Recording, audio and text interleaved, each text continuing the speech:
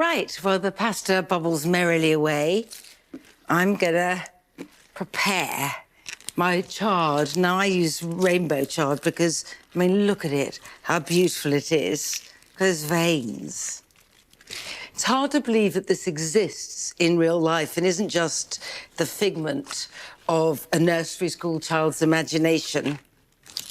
I cook the stems or ribs of chard separately from the tender leaves. So I'm going to strip them. It is a pity to mar the beauty, but it's all in a good cause. My supper. And now I have a short but cheering bout of Technicolor chopping. If you haven't had chard before, I think it's best to describe it really as a cross between spinach and kale. But what both chard and pasta need is some oomph. Don't we all? Right, first stop, Umami Central. 8 anchovy fillets.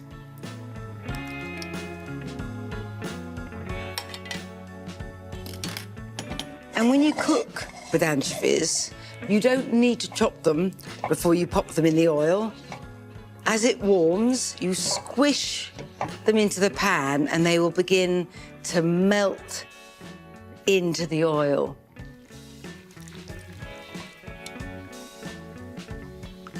I wouldn't say that the anchovies have totally dissolved, but they've broken down a lot and now they're those soft, flavoursome shreds. You turn the heat off because next comes garlic, a lot of garlic, and I don't want it to burn. I know this looks like it's going to be overwhelming, but it really isn't. Once everything's mixed together, what it will give is just a lot of warm oomph. I want a bit of fire flickering its way through this as well, so some dried chilli flakes. I start so many recipes off like this, and I have to say olive oil, anchovies, garlic, chilli, any vegetable tossed in this would be wonderful. Now, my stems. Come here, my beauties. While the brightness of these stems will get a little murky in the pan with the anchovies, the flavour will be even more vibrant. Just mixing everything together briefly. And then, it's boiled fairly recently, some hot water. Let it bubble a bit.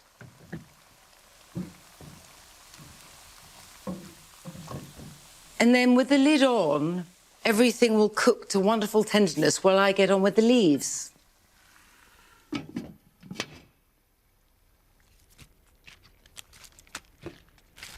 I always try and do something clever with these, like put them in a pile and roll them up, which I am going to try and do, and then cut them.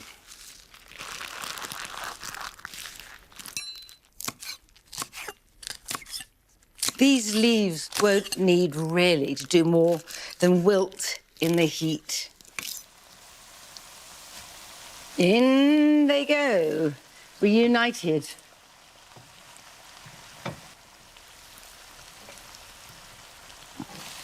I really just want to toss these together just so the leaves are coated in that flavoursome liquid.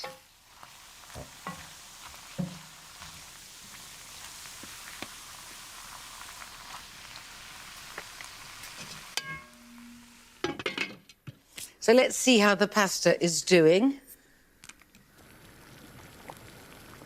Feels just right.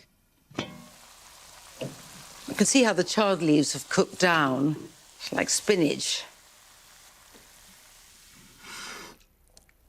You don't need to drain the spaghetti. Just add the beautiful pale golden strands straight to the pan. It doesn't matter if there's still a bit of water dripping off the pasta because it's the starchy liquid that will help emulsify the sauce, helping it cleave to each strand. I favour an implement in each hand for this. This is where I'm trying to make myself be patient, because right now I just want to eat without waiting to stir everything together. But I will. Now, I like to douse with a bit more extra virgin olive oil. Convey to my bowl.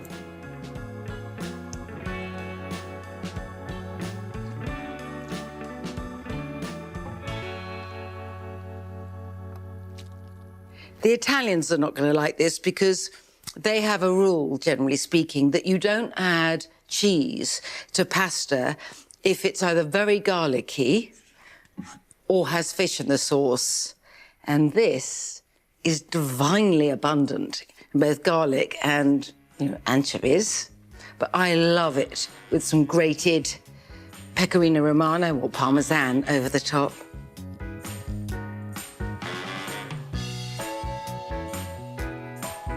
I'm going in.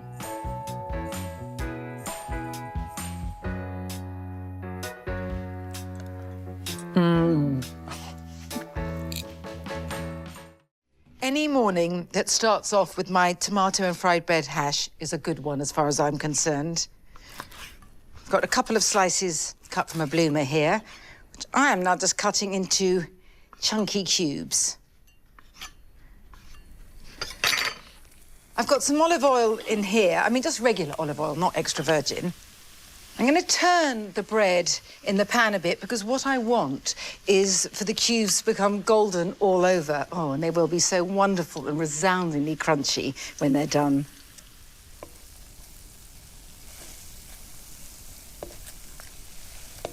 How long the cubes of bread take to get golden will depend really on how fresh or stale the bread is. Either way, it's fine. Let them fall on a bit of kitchen towel.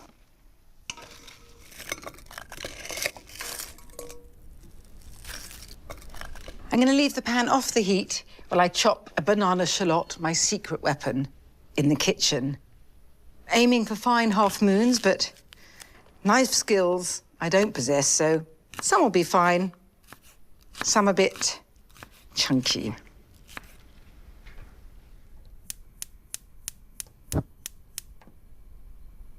In they go.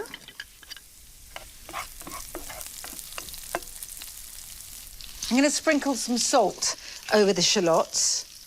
I do this whenever I fry onions or shallots, when I don't want them to burn at all, because the salt makes the onions give out a little bit of water. I want them soft and golden, even a bit caramelized in places, but not burnt.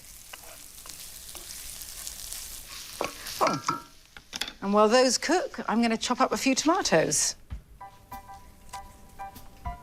When I was at university, fried bread with tin tomatoes was the Friday special in the college canteen. And while I love a fried slice, won't hear a word against it, I've always been a bit troubled by the pairing with tin tomatoes. So I go for fresh ones instead. And I completely forgot the garlic. How could I? Because I want the oomph from some minced garlic.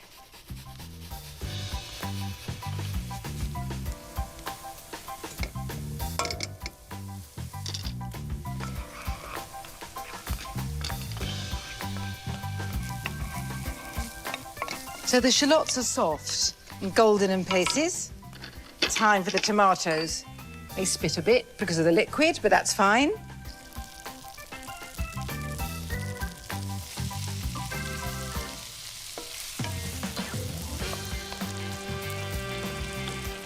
So, pepper, good grinding. Worcester sauce, a must. And I'm going to snip in some chives using my sewing scissors.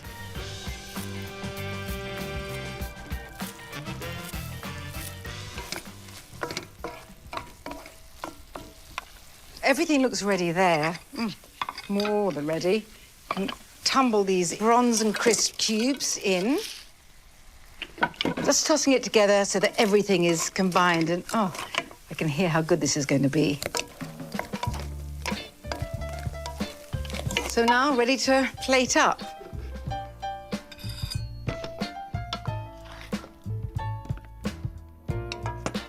With slightly frenzied haste. Utterly understandable under the circs. Want every bit.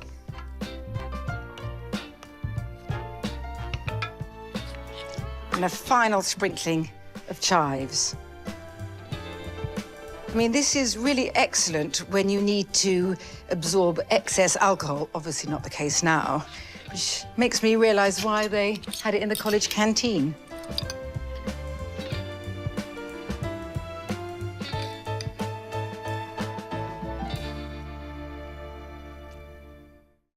You can keep your eggs Benedict.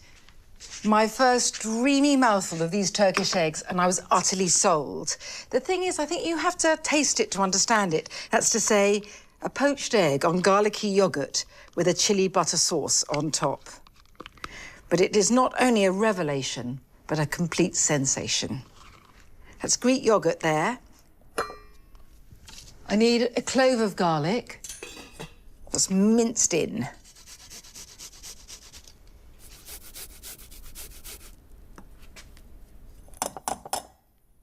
And sea salt flakes. I cannot eat eggs without a lot of salt. Although traditionally the yoghurt's cold, I like this to be just above room temperature. I suppose you could say Turkish room temperature. So I've got a pan here of water that's come to the boil and is now just hot. The gentle heat underneath the bowl makes the yoghurt less thick than when it's fridge cold, which is what I want. So that's the garlicky yoghurt, and it can just sit here. And now for the butter sauce. So I need butter. Don't be tempted to have the flame high. Just be patient, it'll happen. If it gets too hot, it'll just spit at you. And this is it, beautiful and hazelnutty. So to this, heat off, I add some extra virgin olive oil. And now my beautiful red pepper flakes, the Aleppo pepper. And as I stir, these foam up fierily. And this will stand very happily while I poach the egg. The water's almost come to the boil, so I'll get my eggs.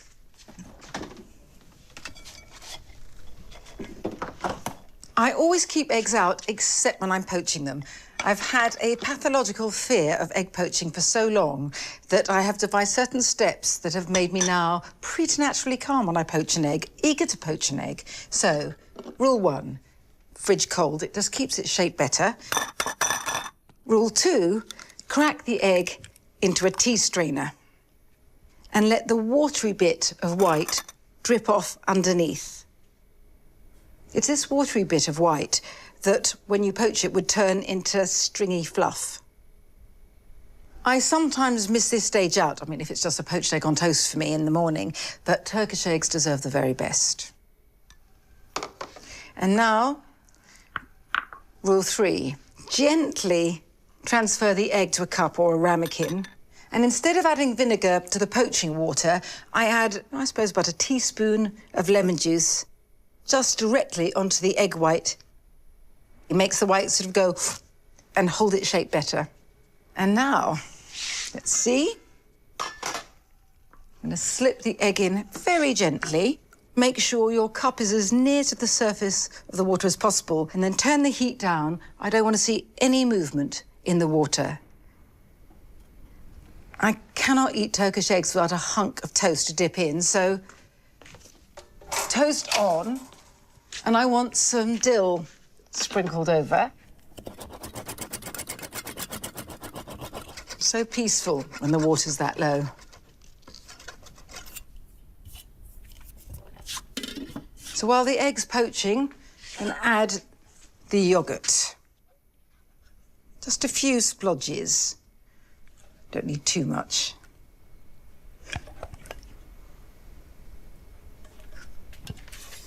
And now, gently lift the egg out, drip off a teeny bit of excess water, and there we are, on top of the yogurt. Perfect.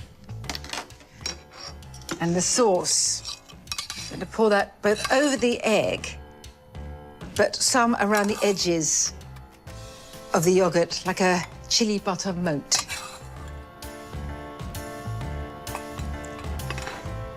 The dill.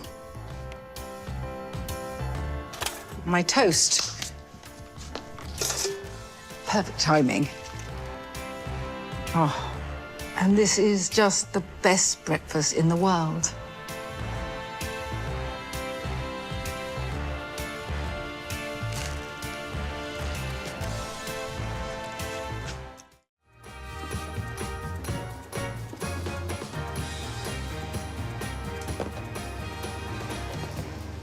I need some bits and pieces for my curry tonight, and this being a butternut and sweet potato curry, there are no prizes for guessing what I'm going to get. So let's slice butternut, sweet potato, I get another one. Now, you can use ground turmeric in this curry, but what really makes the difference for me is using this fresh turmeric, these little rhizomes, and you can see they've got quite a tender, pinky oranginess that's peeking through the skin. Once you've peeled them, they are so intensely orange. They're very, very bright. I have to say that intense oranginess does get everywhere. So before I start, I peel the turmeric just using a teaspoon and then chop it up, and I leave it in a bowl ready for all the other paste ingredients. To the turmeric, I add roughly chopped red onion and chilies. Then I slice fresh ginger and pop that in too. Next, I chop some garlic and add that as well. And then on to the dried spices. First coriander and then a little cinnamon.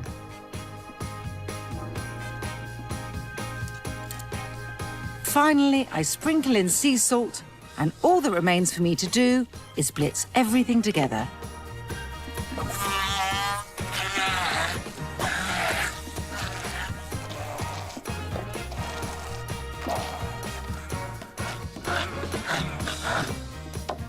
Glorious. And now I need this rambunctiously vibrant paste to make my rambunctiously vibrant curry.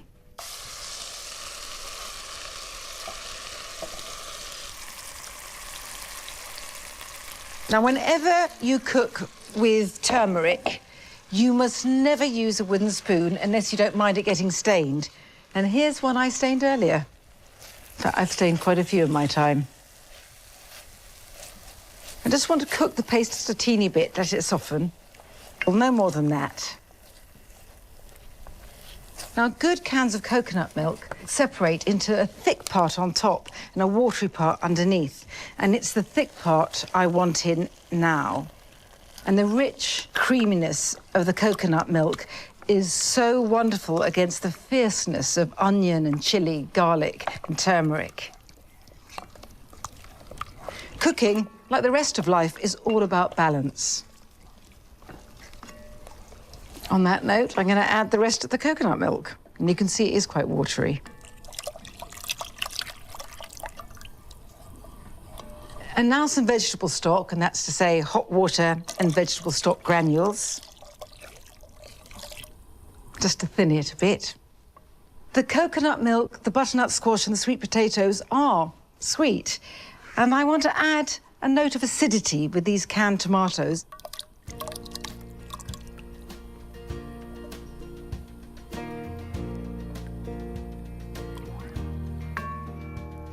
All that remains to be done is for me to add the butternut squash and sweet potato. I'm going to drop them in very gently, otherwise I'll get splattered with orange.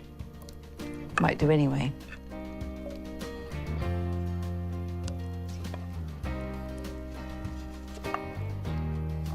And while caution was a wise plan, My impatience is getting the better of me, and I'm just going to add the rest now.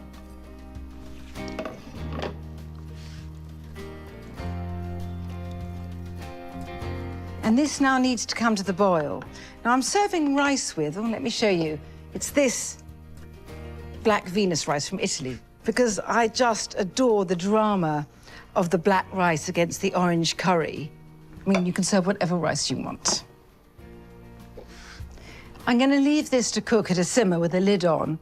I'll get on with my green sauce and then just put it in a bowl to go out on the table, and people can just dollop spoonfuls on their bowls of curry as they eat.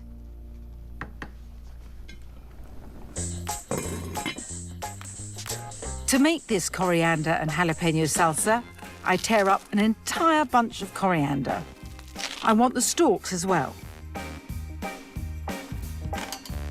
Then I add roughly chopped fresh green jalapeno peppers.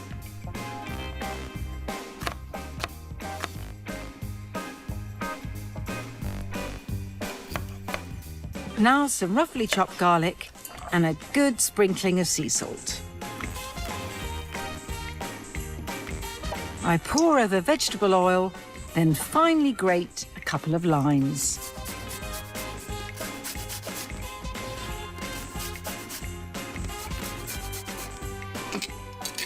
Then my old favourite Mexican elbow comes into play, and I squeeze the juice into the bowl. And now I simply blitz to mix.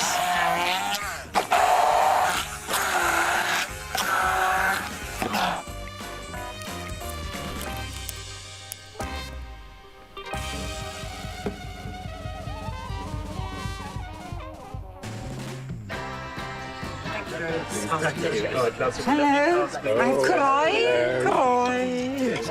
Right, I'm ready. I'll label. Again, it looks good. The school meals want to have a label. Oh, Oh, look at that. One spoonful or two spoonfuls of the sauce. I think one, and people can add more as they need. Yes, you can splodge. You can Oh, it's splodge. the splodge, yes. Please, sir, can I have some more?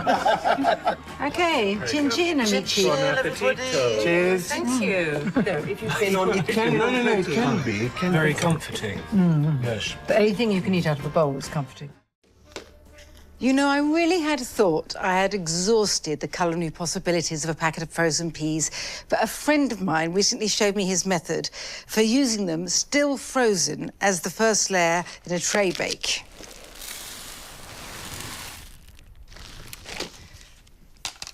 Takes a leap of faith, but go with it. With the peas, I want the gentle allium savouriness of leeks. Sliced. This is so relaxing, easy to make, cosy to eat. You know, I am totally unembarrassed about using frozen peas whenever I can, and I'm very, very proud of the fact that Nigel Slater has crowned me the queen of the frozen pea. Come back. So the leeks can join the petit pois.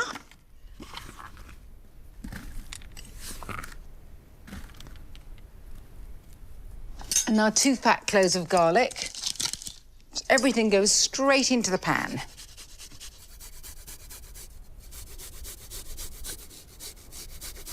In any nub I can't mince, I can just drop in as it is. Let this little nub go in as well. Wonderful.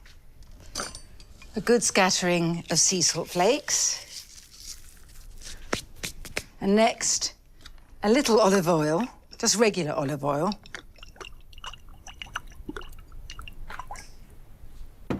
And a splosh of dry white vermouth.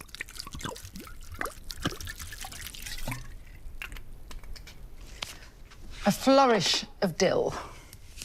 I need some to scatter on later, but this can just be torn up over the peas. And help stop me getting frostbite as I mix everything together. Some gloves.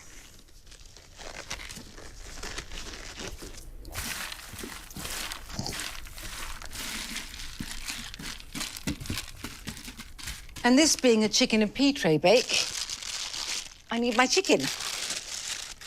Thighs for me. As the peas cook, they grow duller in colour, certainly, but so much more vibrant in flavour. And the steam they give off makes the chicken exceptionally tender and its skin crisp and crackly. For one more little touch, I need a little more oil just on the chicken skin.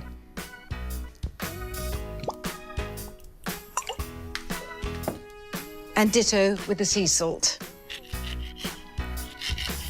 Once they come out of the oven, I'm going to scatter them with the dill I've got left. Oh, and alongside, I've got these rather fabulous black-skinned, purple-flesh vitellotte potatoes.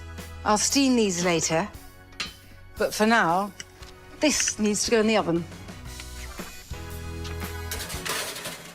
It'll be done in about an hour and a quarter, and while it cooks, I'll potter about and get the table ready for my sister and family. I do love a cluttered table. The more bits and pieces there are dotted about the place, the happier I am. And I know I haven't left a lot of room for the food, but that doesn't matter. I'll squeeze it in.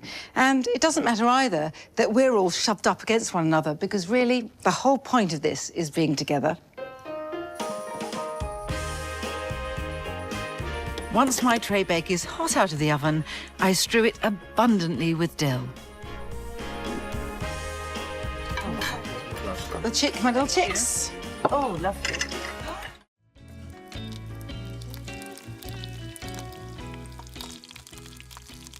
I'm sizzling so resoundingly for a reason. I want to get the chicken skin good and brown, and that doesn't happen by being timid. Let's give it a turn. Ah, golden joy. I'm going to take the pan off the heat while I add everything else. And starting with the lemon.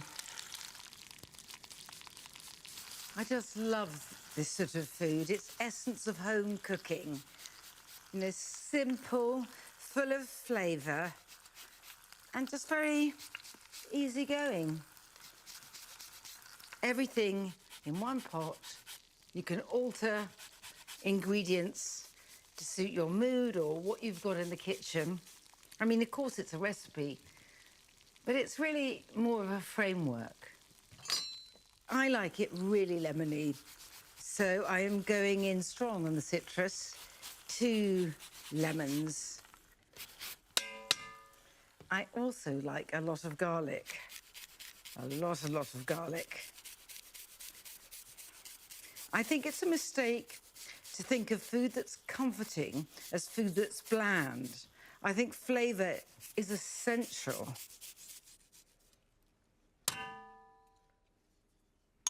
This is dried tarragon, which really was made for chicken, but I just as often use dried thyme and sometimes a pinch of dried mint as well.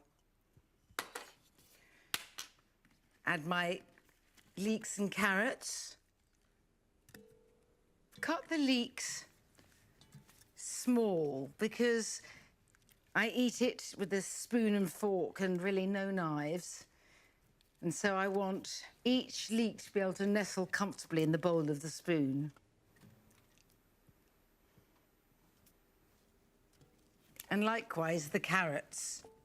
I have been quite open about my prejudices over the years, but let me just say again that I find carrots cut into rounds infinitely depressing, so it's always battens for me. Now for some chilli, not a lot, just enough to create some warmth and spice. You need to have a generous hand with the salt. It's salt that allows the flavours of the chicken, the vegetables and the broth to come through so clearly.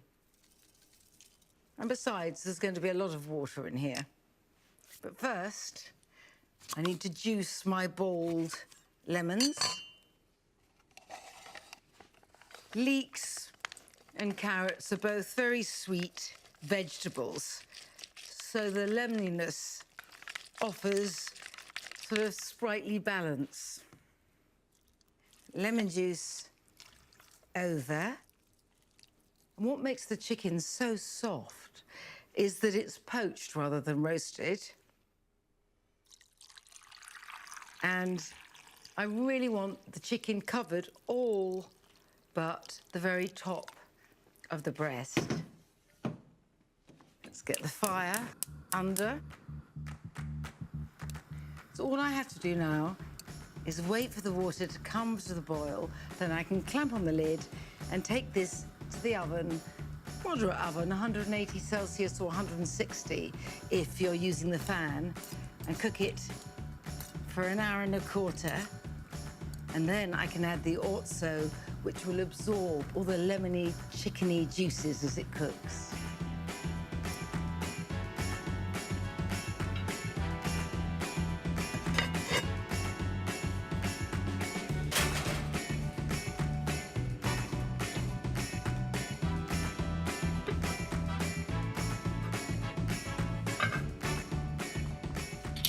When the chicken is all but cooked through and the carrot's soft, it's time to add the Orzo pasta.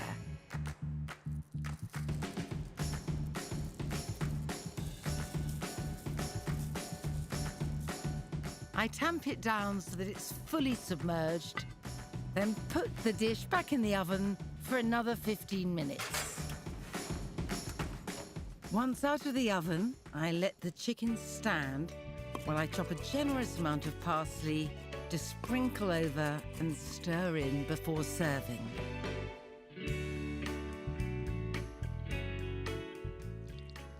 I love to eat this just with a spoon once I've pulled the tender poached chicken into succulent pieces and stirred them into the broth-bolstered Orzo in a bowl.